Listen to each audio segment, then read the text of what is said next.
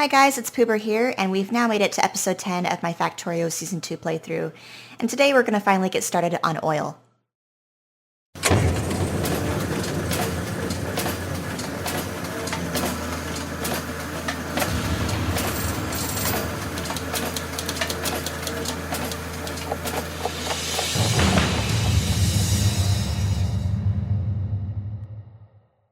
For those of you who missed episode 9, you can check it out by clicking in the upper right hand link over here. But to summarize, we went ahead and started to fill in our massive train network blueprint that we have laid down. So we now have one octagon now fully filled in terms of the rails and the signaling. But I'm hoping to get oil started today so we can start to fill it in with the substations and the accumulators and the thousands of solar panels that will go inside the train network here. So before we can really get started on accessing oil, I do need to get some automation going for our oil pumps and some pipes and things like that because I don't want to make it by hand. So I think I'm just going to add on a couple assemblers off of this section over here since we already have pipe and steel production and things like that nearby. So we'll go ahead and I think put this down, let's see, there for maybe our underground pipes. Let me just double check the recipe here though, because I tend to forget what it takes. Let's see. So pipe and iron plate. This should work. What I can do is kind of jerry rig a couple of inserters. Let's borrow this guy here. We'll put that there to direct feed the straight pipe into the underground section over here, and then we'll use a long-headed inserter to feed the iron plate. We'll just have to move this electrical pole. Not a problem. And let's put in the recipe now. Great, that's working. Now I can fill in the underground belts here before I forget. Looks like I have to craft a couple.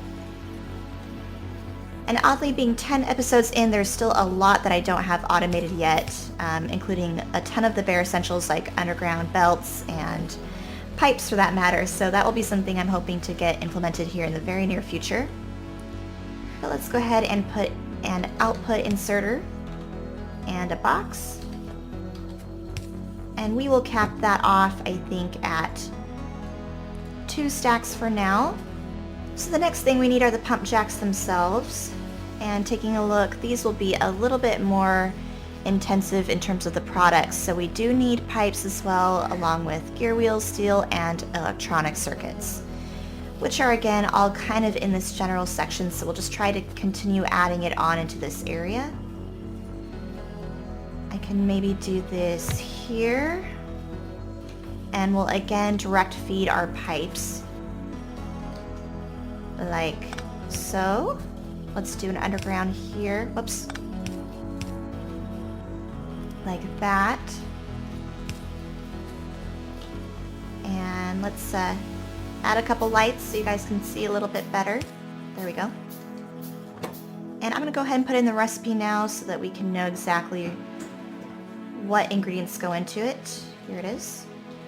Okay, so we've got pipes covered. Now we need the steel and the electronic circuits, which will be no problem since we're right there. Since we don't have a good angle on these products, I'm going to go ahead and put in a splitter here. That way I can now feed the products from this angle because this is too short of a distance. Looks like I am missing out on a couple more inserters, so I'm going to grab a stack or two from our supply over here. Oh, down a little bit further. Here we go.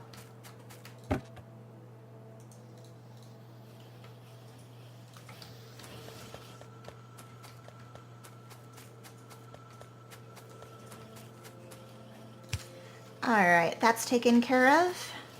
Now the last thing we're missing are the iron gear wheels. And do we have any? Okay, it looks like this is our closest production of the iron gear wheels. I could underground belt it up here, I suppose. Let's go ahead and try this for now. This is one of those instances where I don't mind if this is not attractive looking. This will all get replaced eventually into something much more organized in the future. So I'm going to branch off right there so that way we have room to put some underground belts in this direction. And looks like I should have grabbed a couple more belts as well while I was over there, but oh well. And we'll have to use our red underground belts for this next part, it looks like. Ooh. We'll have to play with this a little bit, it looks like. Okay, so let's continue on with our red underground belt there. Let's move that. Let's replace this. And our belt goes... Actually, let's do another underground.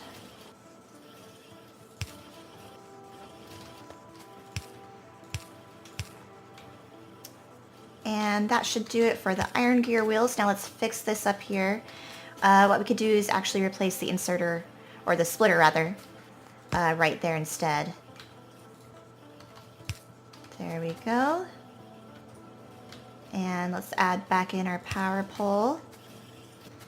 And then we just need an output box as well for the pumps. And we're gonna again cap off, let's just do one stack. And I have researched our circuit wires, so we could make this a little bit more smart, but I'm okay with keeping it at a couple stacks or one stack for now, because looking at our map, we have tons of oil patch options, so I'm sure we're going to go through a ton of pump jacks at some point in our future. So for now, I think that covers the pump jacks, it covers the pipe. Let's see, do we have everything else we need to really get started on oil?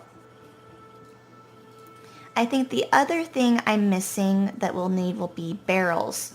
So my plan is to probably access this patch over here since it's closest to our kind of home base over here. So we'll access it over here. We will pick up the crude oil, put it into barrels, and then we can ship the barrels over here to our bus drop-off. Once we have our main bus drop-off accessed and powered up, we can start getting the barrels onto the main bus line, which will go horizontally from west to east. So imagine this yellow section of our belt expanded in a long distance this way.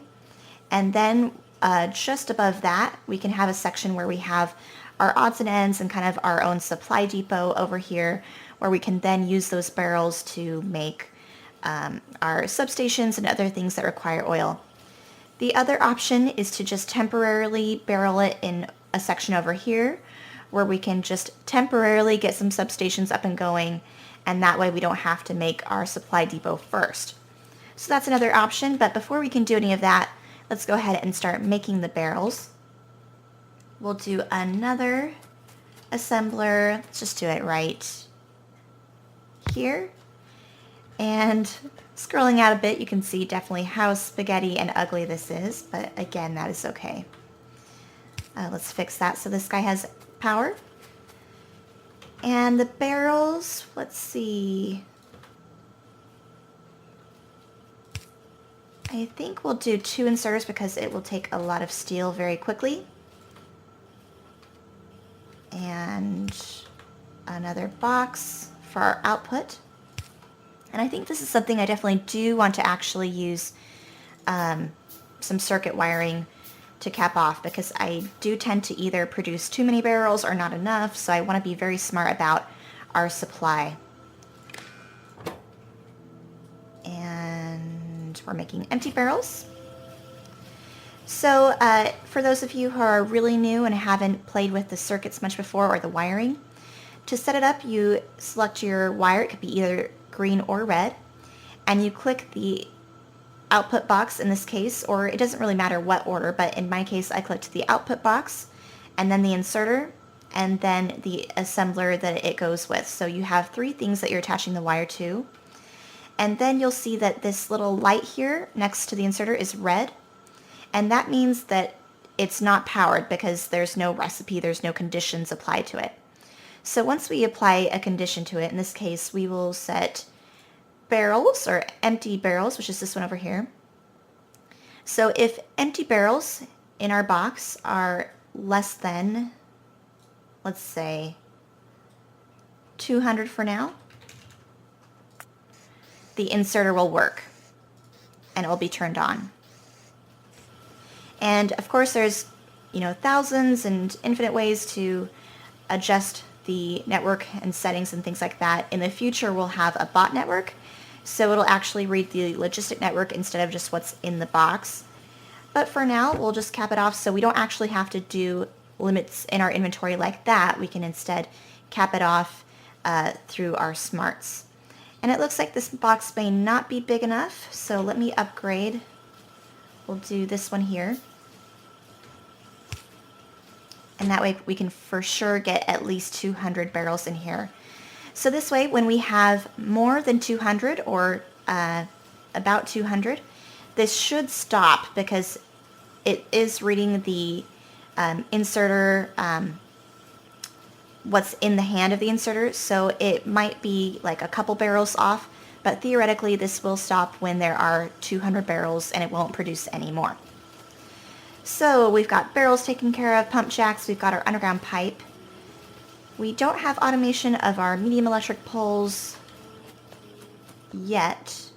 What does that entail? Just steel plate and copper? I think I'm okay with not having automation of that at this point. It's really easy just to craft in my pocket as we go. And I'm hoping to get automation of that here pretty soon once we get our supply depot up and running. So in the meantime, I'm going to go ahead and walk down to our oil patch and we'll start getting that accessed. Well, here we are at our newly accessed oil patch. It is the one just south of our mini base over here. It is all connected with our pipes, and I did try to use underground pipes where possible so we have a little bit better mobility as we walk around here.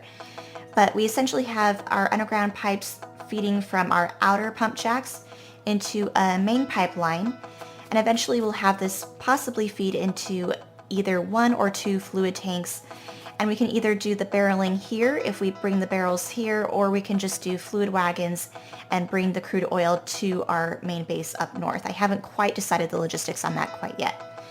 But before we go ahead and worry about that, I do want to set up our train station while we're here. I think we're just going to go ahead and add in a rail line just north of this outer north pump jack right here. And I think this should give plenty of room. I think this will only be like a 1-2-1 type train just for starters because we don't need a really long train. And let's see. We've got the horizontal length appropriate, I think, but where do I actually want to hook it into? Since we don't have our rail lines fully connected in this section, I could just extend it down. I'm not 100% sure yet. But sorry about that getting dark now, you guys. I don't have electricity here quite yet to provide any lamps, but this shouldn't take too long to do. We'll just put in... I think let's do our train stop here, so we'll have the train coming in from the east and then parking east to west. And let's go ahead and label this. We'll label it oil. Very creative, I know. And just to make sure this should be long enough. And we do want to make at least 1 storage tank. 2 might be even better. And if we're just doing a 1-2-1, we can see where the trains will be lining up if you kind of hover over the train track. So you can see that this one over here that is highlighted with the little white marks on the outside will be one fluid wagon section.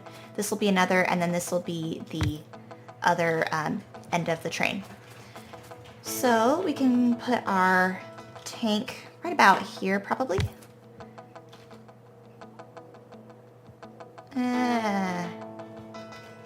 We'll do that.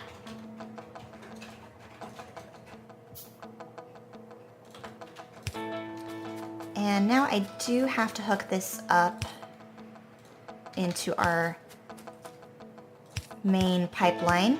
Right there will be fine. And from what I remember, the inserters for the tanks are a little funny, so I'm just gonna actually make some...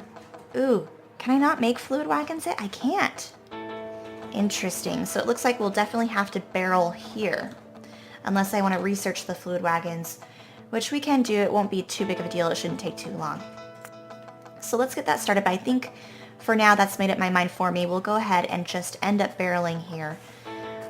In that case, we will get rid of this because I don't actually want to have too much of a surplus of our crude oil just hanging out. I do want it just to be accessed and made when needed, and that way we don't take up too much electricity that is not needed. So we'll put down an assembler here. I can never really remember how I set this up. So what we want to do is we'll have one we'll have one wagon, that is not a fluid wagon, but we'll have one wagon that delivers our steel barrels here. So we'll label this as, let's see, fill a crude oil barrel. That's the one. So it's me taking the empty barrels and taking the crude oil and essentially filling the barrel and making the product. So we can change the rotation of where our pipe will need to go for the input of the crude oil by, in my case, it's bound to R. So I just hover over the assembler, click R, and then it's rotated. And we'll connect up like that. We need to at least make one more regular pipe.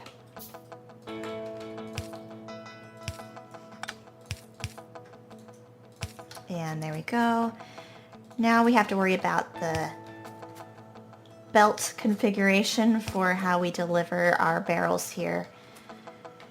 This is always the complicated part for me, is figuring out how to dictate how many barrels get into our kind of outposts and things like that, so we don't have too many. So the right ratios are a little tricky for me. But I think we'll have steel barrels delivered here. We can do like that. And let's do filter inserters just in case we have other products that will be going on the train wagon as well.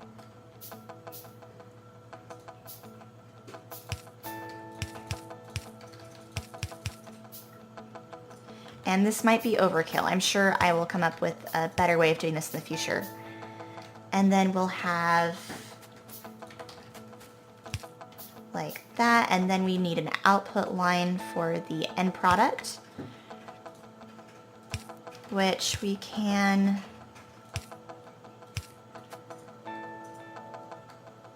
put on this wagon, although I don't think we'll have nearly enough. So a 1-2-1 train for this early in the game will be definitely overkill, I think.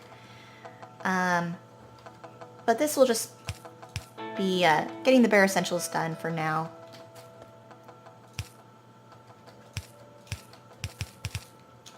And then we can do regular inserters.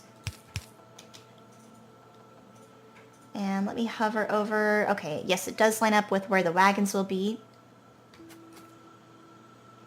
Okay, so we can get rid of this guy now.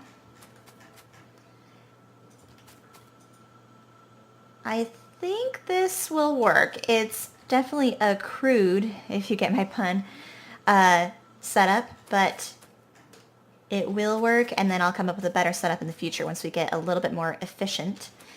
So let me worry about getting some electricity down here, and I'll hook this line into the rest of our rail network, and then we'll essentially duplicate this over here to our main station over here. I think we'll just do a little bit of a train track branching off here where we're going to unload or load in the empty barrels into the train over here from our assembler that is all the way up there.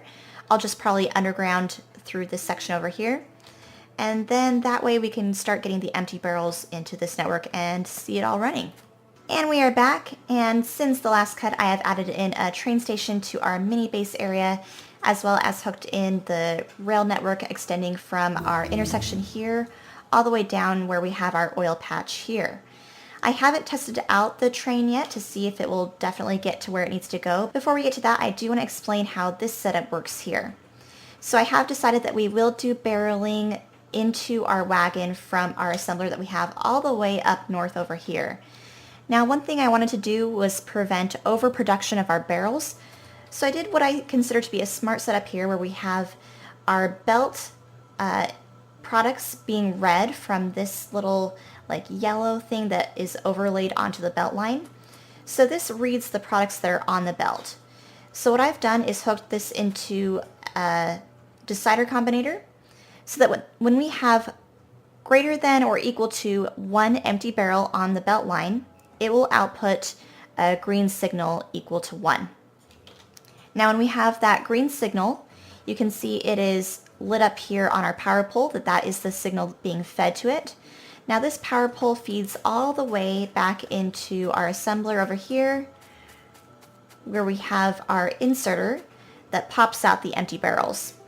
So what this means is that when the green signal is less than 1, whereas in other words, there's no green signal being put out, it will start to produce empty barrels and feed them onto the line. When the signal is greater than 1, which is what it is right now, it will turn red, meaning this inserter will not be working, it's turned off, and no more empty barrels will be produced. That way we don't get an overproduction of empty barrels, and what we can do instead is recycle the barrels that we already have in the system.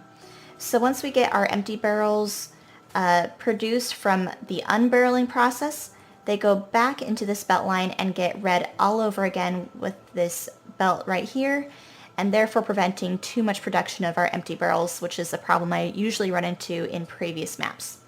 So that's a good system, I'm hoping, for now to make our system a little bit smarter.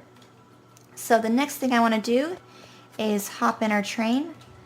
I have set some conditions so that we have our mini base station going to our oil base, and then these are the conditions for when they will leave the station or come and go. So we'll set it to automatic for now. We'll head to oil, and hopefully it gets there. Now we do have a little bit of superfluous signaling right now because we only have one train now in our entire network, and this is a big train station and train network for just one train. But it technically got us where we need to go, which is wonderful. Now I'm just going to set these filter inserters to the empty barrels. And the reason why I've done this is to prevent any mix-up for whatever reason that might occur between the barreling process. So that way only empty barrels get placed onto this line here. And here we have the system already beginning to work. Our crude oil is getting placed onto our crude oil wagon. This should feed to over or just equal to 400 crude oil barrels, so I need to fix our condition over here so that we will leave the station when it's greater than or equal to 400. There we go.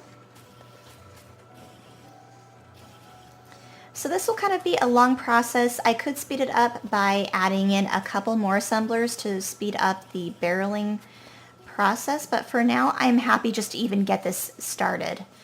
So we now have this working, and I think with that said, that means we'll go ahead and call this episode here. I'm really glad that we've got this done, which means in future episodes we can start getting petroleum and plastic and blue science and red circuits and things like that to really speed up our tech and our progress in the game. So I hope you'll join me for that in future episodes, but in the meantime, thanks for joining me for episode 10, and I hope you'll stick around for the next one.